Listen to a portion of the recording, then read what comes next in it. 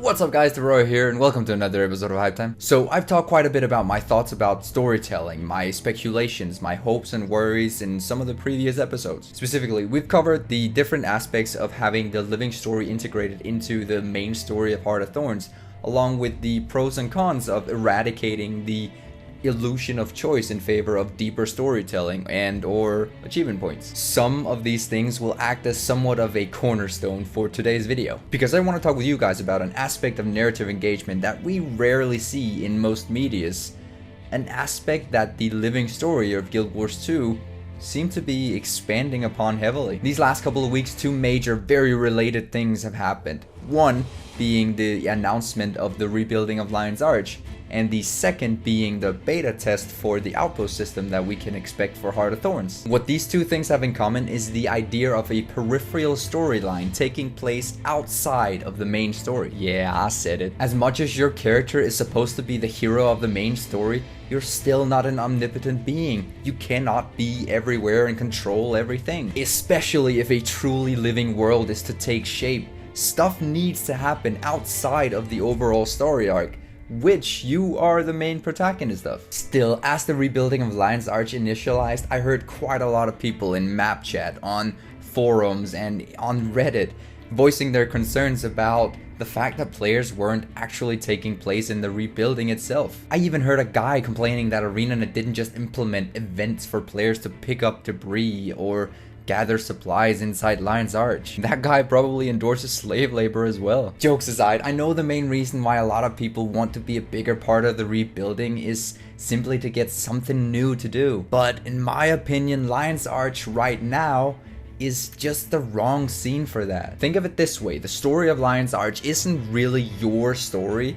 I know the city is for the people, by the people, but all the decisions behind the actual rebuilding of it come from the Captain's Council. It's basically their story, not ours. We the players only get to experience this part of the living world quite peripherally. Still, we the players actually have some things to add to this project, like the naming and renaming of some of the locations in the new Lion's Arch. If you haven't voted on the names yet, I left a link in the description down below. Also, players have actually had quite an influence on the rebuilding itself, whether we know it or not. After all, we're paying for it. The entire build is being commissioned with the funds raised by players in Divinity's Reach all the way back in Winter's Day. Oh yeah, and one might even go as far as to say that electing Keel as part of the council, which the players did, was the initial reason why the rebuilding of Lion's Arch took so long in the first place. I mean, if Evan would have been in that seat, his funds from the Black Lion Trading Company may or may not have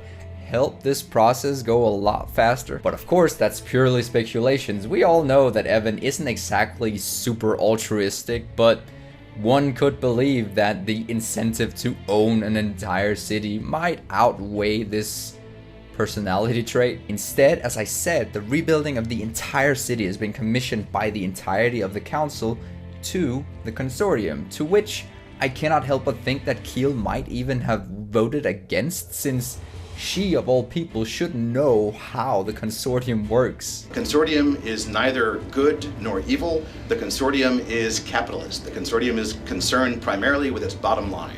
On the other hand, perhaps they're just the only enterprise in Tyria large enough to take on a project of this magnitude, but in the end, I just hope enough money were raised by the players, or else we might just see the consortium be like,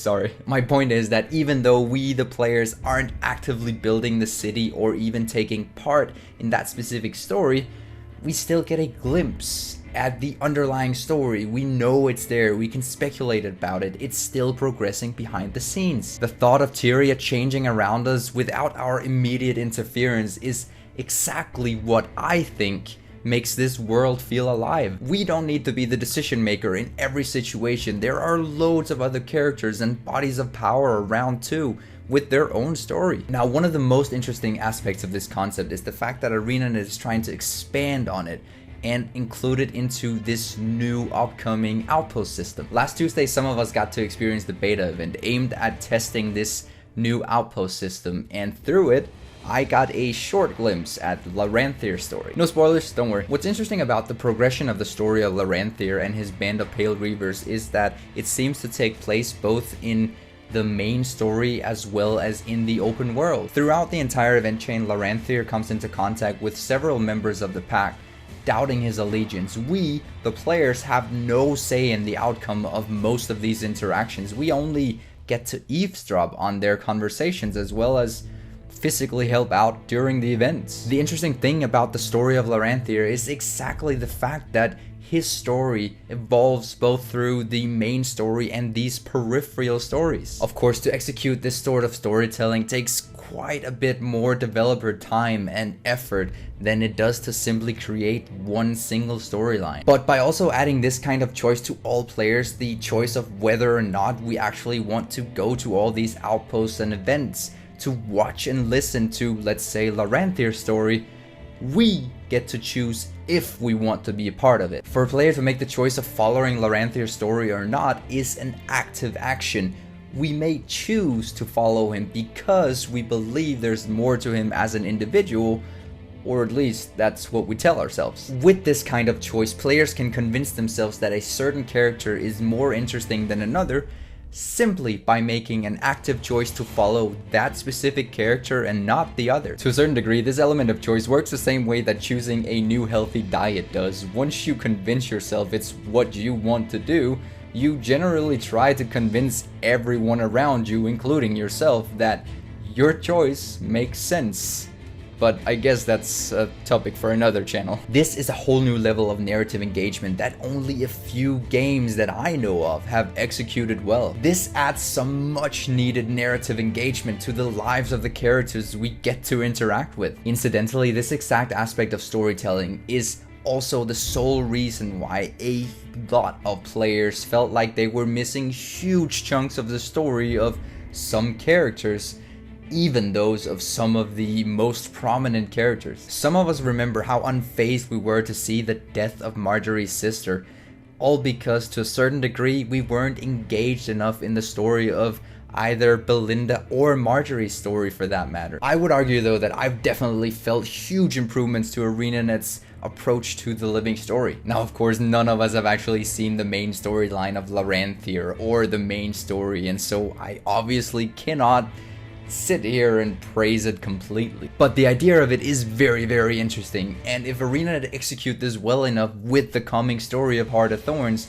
it can bring a whole new level of life into the world of Tyria. But tell me guys, do you like the idea of peripheral stories taking place all over Tyria, or would you rather have the entire story clearly outlined for you? I would love to hear what you think. Not everyone is as excited as I am to find that the living story offers snippets of insights into characters completely outside of the actual story. So tell me your thoughts in the comments down below. Oh yeah, and if you're more curious about the element of choice for Heart of Thorns, I discussed the illusion of choice in a previous episode, so go check that out. Also, in response to the fact that a lot of players have missed some of these parallel stories, I've started a new video series called Tyrian Characterology, where I investigate these stories. But for now, that's all I had for you guys this time. Thank you all for watching. Until next time, I will see you in the mists.